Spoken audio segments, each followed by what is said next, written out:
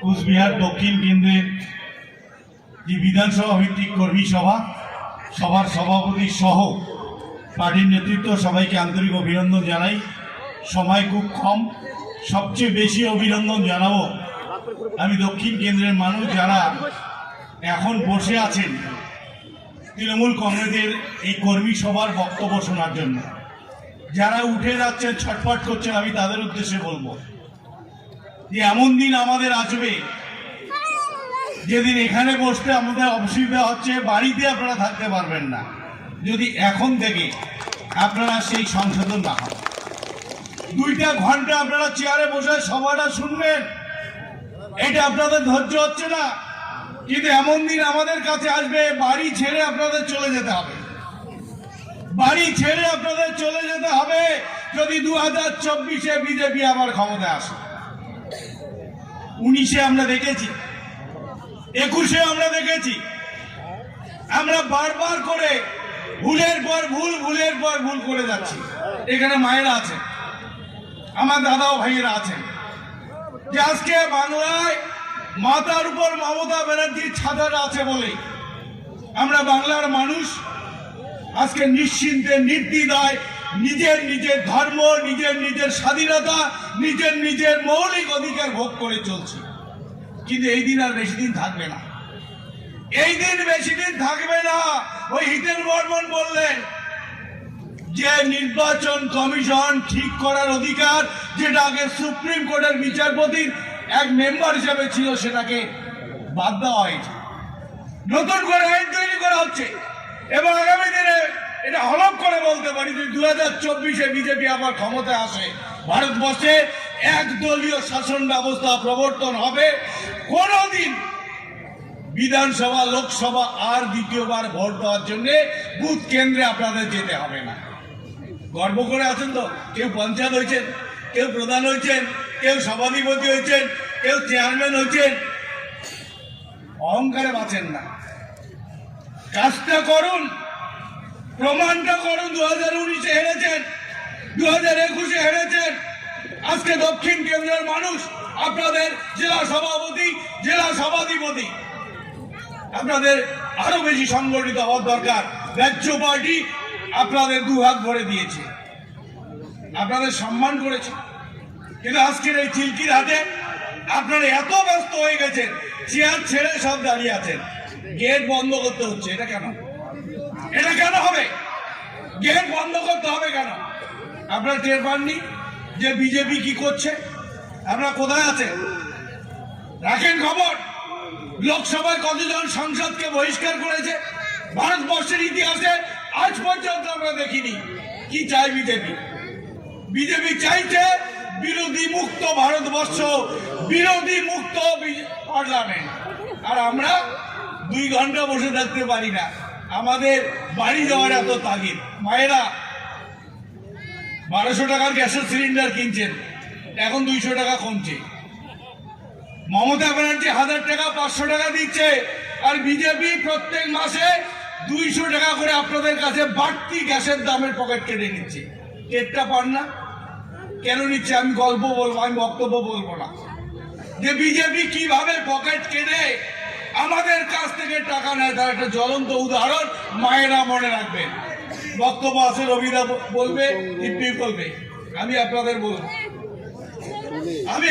বলবো যেখানে যারা মানুষরা আছেন সবার মেয়ে আছে, মেয়ের বিয়ে দেওয়ার জন্য আপনারা ছেলে খোঁজেন।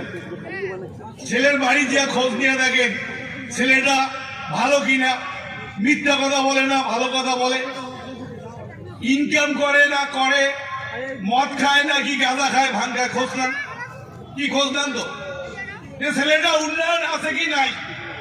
এমন কোন গার্জিয়ান আছেন মেয়ের, যে মেয়ের বিয়ে ঠিক করবে লোকটা মদ খায়, লোকটা গাঁজা খায়, ভাঙ খায়, কামাই করে না, বাপের সম্পত্তি বেচার খায়, আর দুনিয়ার মানুষকে ফাঁক সাকাত করে টাকা তোলে? এমন কাউকে বেটি দিবেন কি? এমন কাউ আছেন? মায়েরা বলেন তো, বেটি দিবেন কাউকে? দিবেন না। আমার ভারতবর্ষের সরকার, এই বিজেপি 2014 সালে ক্ষমতা আসছে নরেন্দ্র মোদী, দেশ বলে ভালো চলছে, আগায় যাচ্ছে, বিজেপি নেতারা পায়। আপনারা জানেন আজকে আপনাদের মাথার উপরে দেনা কত? মাথার উপরে দেনা 200 লক্ষ কোটি টাকা। অর্থাৎ একটা শিশু যদি আজকে জন্মায় তার মাথার উপর দেনার পরিমাণ 1,20,000 টাকা। 1,20,000 টাকা। অথচ 2014 সালে এই দেনার পরিমাণ ছিল 55,000 কোটি টাকা। 55,000 কোটি টাকা থেকে 9 বছরে 2 লক্ষ কোটি টাকায় চলে গেছে, 200 লক্ষ কোটি। তারপরে 23টা বড় বড় কলকারখানা বিক্রি হলো। এই ইদানিং বিক্রি হলো এয়ার ইন্ডিয়া, যার দাম 18,000 কোটি টাকা। দেশ ভালো চলছে, পাত্র ভালো। দুনিয়ার মিথ্যা কথা কয়, 14 থেকে 19, 21 যত মিথ্যা কথা বলে তার ঠিক নেই, একটাও সত্যি কথা কয় না। আর ড্রেস বলে ফটক চান্দার গুয়া পান, তাই না? ফটক চান্দার গুয়া পান, দেখবেন কত সুন্দর ড্রেস, মেকআপ, আর 100টার মধ্যে 100টাই মিথ্যা কথা, 100টার মধ্যে 100টায়। আর রোজগার বাপের সম্পত্তি বেচায় আর খায়, বেচায় আর খায়। আজকে প্রায় 40টার বেশি সরকারি কলকারখানা বিক্রি, তারপরেও এত দেনা। বিদেশি অর্থলগ্নি সংস্থা ঘোষণা করে দিচ্ছে ভারতবর্ষকে আর লোন দেওয়া যাবার নয়। কাক লোন না দেয়? ব্যাংক কাক লোন দিয়ে না স্যার, ডিফল্টার দেয়। তাহলে ভারতবর্ষের সরকার আমার দেশের প্রধানমন্ত্রী ডিফল্টার, এমন পত্র বেটি দিবেন? কি দিবেন? দুইবার ভুল করছেন, 19-এ করছেন, 21-এ করছেন। ভুল করিয়া তোমার সওয়াজ ভাতে না পায়। 100 দিনের টাকা বন্ধ, আবার যোজনার টাকা বন্ধ, রাস্তা নির্মাণের টাকা বন্ধ। তারপরে বলে আমার দেশ আগাইছে। একটা সাংসদ আছে, এলা 2টা হয়েছে, একটা মন্ত্রী হাফ প্যান্ট মন্ত্রী। আমরা 5 বছরে একটা রাস্তা উদ্বোধন করতে এই কুচবিহার দক্ষিণ কেন্দ্রের বিজেপির সাংসদ মন্ত্রীকে দেখি নাই। কি দেখছেন কেউ? দেখছেন? আমরা কতটা রাস্তা উদ্বোধন করেছি, আমরা কি করেছি, মমতা ব্যানার্জি কি করেছে। আর এখানে যতটা মানুষ আছেন, কে মমতা ব্যানার্জির উন্নয়ন পাননি? তারপরেও 2 ঘন্টা বসে থাকা আমার ধৈর্য খুলে না। বললাম না, এমন দিন আসবে 2 ঘন্টা এখানে বসে থাকার জন্য সারা জীবন ধরে বাড়ি ঘর ছেড়ে ওই মণিপুরের মতো শরণার্থী শিবিরে গিয়ে আমাদের থাকতে হবে। এটা চান? এটা চান সবাই? এটা যদি না চান, 2024-এ আজকের থেকে এখানে শপথ দিতে হবে, কুচবিহার দক্ষিণ কেন্দ্রে তৃণমূল কংগ্রেসকে বিপুল ভোটে জিতিয়ে শুধু কুচবিহার জেলা পার্টি নয়, রাজ্য পার্টির কাছে কুচবিহার জেলা একটা অনন্য নজির তৈরি করবে।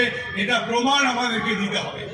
তাই আমরা কুচবিহারের সমস্ত নেতারা এখানে আসছি। উদয়ন গুহ কালকে ক্যাবিনেট মিটিং আছে, তার জন্য কলকাতায় চলে গেছে। পরেশদা কোনো অসুবিধার মধ্যে পড়ে আসেন নাই। আগামীকালকে নানাবাড়িতে আসবেন। প্রত্যেকটা মিটিংয়ে প্রত্যেকটা কুচবিহার জেলার নেতৃত্ব যাব, এবং আমাদের কুচবিহার জেলা পার্টি আমরা ইউনাইটেড। আমাদের মধ্যে কোনো দ্বন্দ্ব নেই, আমাদের মধ্যে কোনো বিভেদ নেই। যতই সাংবাদিক বন্ধুরা যতই লেখুক না কেন, কুচবিহার জেলা পার্টি দ্বন্দ্বে জর্জরিত। এই মঞ্চ থেকে আমরা প্রমাণ করে দেব, এবং আগামী 24-এ আরো বড় প্রমাণ আমরা দেব। কি সিধাই বিধানসভা যদি 19-এ দেখাইতে পারে, সিধাই বিধানসভা যদি 21-এ দেখাইতে পারে, আপনারা কেন পারবেন না? আপনারা পারবেন কিনা বলুন? পারবেন সবাই? হাত তোলা বলুন। 24-এ আমরা বিজেপিকে কুচবিহার জেলা থেকে উৎখাত করবই। এটাই হবে আমাদের স্লোগান, এটাই হবে আমাদের শপথ। এই কথা বলে সবাইকে আমার সংগ্রামী অভিনন্দন জানিয়ে আমার